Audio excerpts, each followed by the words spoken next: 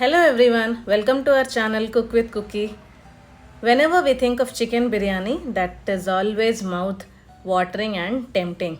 But many of us reject to prepare because that has a very lengthy and long process. We need to have more spices, ground paste, and whatnot. But let me tell you, you can prepare this simple chicken biryani that is very juicy and tempting. See, like this. So let us see how to prepare. So I was preparing this for my kids. They asked, they have a holiday and they asked me to prepare chicken biryani. So I started preparing it, and then my husband came and told me, "You take a video of that so that it's very easy and it helps many mothers or working mothers. This is a very simple method." So I started doing it. Already I have washed chicken. Here I have taken 4 joints. I have washed it and I have put some scars on the joints, and I have marinated with salt, 2 tablespoons of chili powder, a pinch of turmeric, and 1 full cup of curd. I have marinated only for 10 minutes. That is also the time which I took for cutting 3 large onions and 10 chilies. So I have taken a flat thick bottomed pan over here like this, and then I have added 7 tablespoons of oil, and then I have added onions and chilies and also chicken along with it. You don't need to fry onions and later chicken. All the things you need to fry at the same time. So you need to allow the chicken to cook on medium flame. It takes around 5 to 7 minutes for the chicken to cook. See, like this. All the water from the chicken need to ooze out.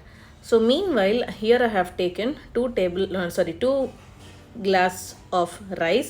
This is a large glass, big glass. Here I have taken. So with this 2 glasses, I have taken rice. I'm not taking basmati rice.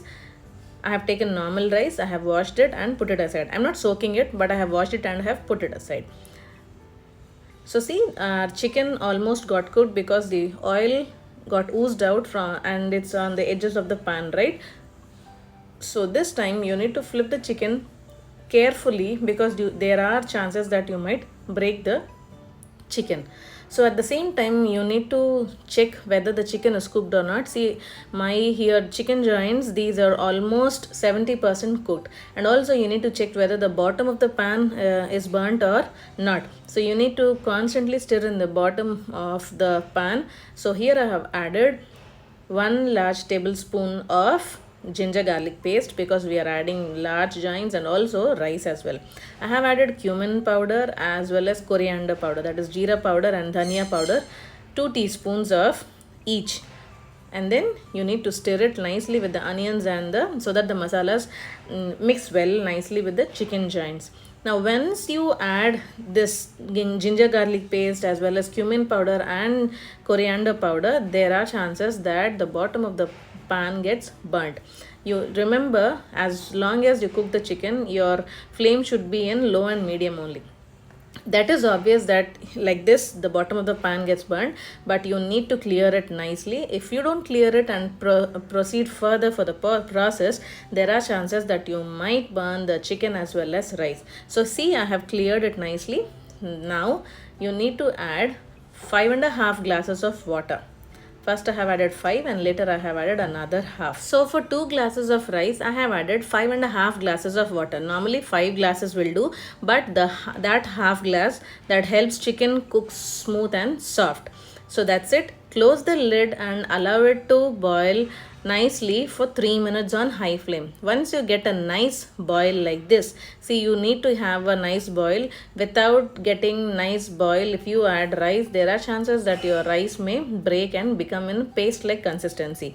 So until you get nice boil like this, do not add rice. So once you get nice boil like this, again turn the chicken joints to the other side so that they get cooked nicely. Now lower the flame, put it in sim, and then add the washed or cleaned rice. Like this, spread it all over the pan or the edges. See that the rice doesn't fall on the chicken joints, but besides that, and you nicely stir it and again close the lid. And now you need to allow it to cook on low to medium flame only. Do not put it on high flame. Now this is the time you need to slow cook the rice. Now I have added fresh pudina, mint as well as coriander. I have chopped it and added nicely now only. Now allow it to get a nice boil. Once see you get a nice boil like this, take out the pan and put it aside and take a tawa. Here I have taken an old tawa that I am not using now. So if you have an old tawa at your home, don't throw it, you can use it like this. And now I have placed the pan on top of the tawa, and then now I have put my flame on medium and I started cooking. By doing this, what happens is the flame which we get from the burner that evenly spreads for the entire pan, so that the rice, the chicken, everything gets cooked evenly. If you don't place tawa on top of it, what happens is the middle of the pan cooks earlier and the edges of the pan remains grainy only, and that remains uncooked. So that is why I have taken tawa. Now after cooking for another 2 to 3 minutes, I have added freshly ground coconut into this. It's your choice, but if you add it, trust me, you will get an amazing taste of this chicken biryani. So I have added this freshly ground coconut, just 2 to 3 tablespoons, and then I didn't over stir it, but with the water on top of it I have just mixed nicely.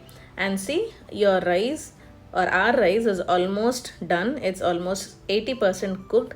Now you need to lower the flame. I have added a little bit of color. This is completely optional. If you like it, you can add it just for a little bit of attractive look, otherwise no need. I have added green because already our biryani is a little bit of orangish and yellow color, so I have added green here.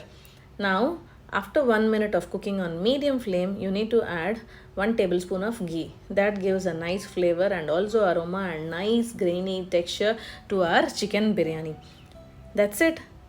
After 1 minute, you turn off the stove. See, rice is nicely cooked. So you turn off the stove and then close the lid and allow it to set for another 2 to 3 minutes. That's it. Your chicken biryani is all ready. No spices. You don't need to soak spices. You don't need to prepare paste, and you don't need to marinate for long time. That's it. After 2 minutes of waiting, see how juicy and how yummy this chicken biryani looks like. I hope you like this video. Please do try it and let me know how it turned to you in the comment section. Don't miss this amazing chicken biryani. Without any delay, try it and enjoy this chicken biryani. Don't forget to subscribe our channel. Thank you so much.